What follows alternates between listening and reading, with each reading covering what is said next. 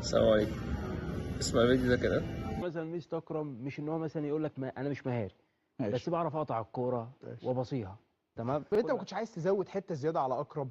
يعني اقطع جامد وباصي جامد واشوط جامد. يا عم ابراهيم خلينا في حته القطع والباص. يعني دي اللي مميزانا. حاجة غريبة جدا إن لسه في لعيبة بالتفكير ده ولسه بيلعب في مستوى عالي، يعني كان بيلعب في النادي الأهلي لسه ماشي.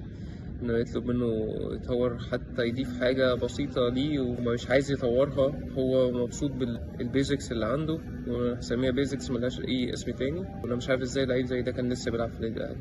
الكرة مش كلها ضرب وقطع وباص بس، لو كده أجي أنا ألعب مكانك وآخد الملايين اللي أنت بتاخدها، او اجيب اي حد يلعب مكانك. الوضع مزري ان انا اسمع ان لعيب لسه بقاله 3 4 سنين بيلعب في الاهلي واسمع ان هو مش عايز يطور من نفسه حاجه حتى في الشوط، يعني حاجه بسيطه جدا.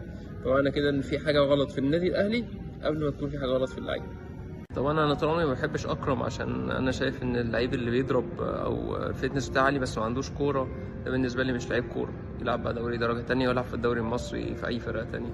مركز رقم 6 ده خلاص هينتهي. يعني انت لو تشوف برشلونه ديونج وتشوف مثلا رودري وتشوف اي فرقه كبيره، دلوقتي مفيش رقم 6. رقم 6 يا اما في نص ملعب المنافس، يا اما بيلعب 8، يا اما بيتحرك من هنا لهنا. يعني مفيش حد، خلاص المركز ده هيتلغى قريب او اتلغى اوريدي في بعض الفرق.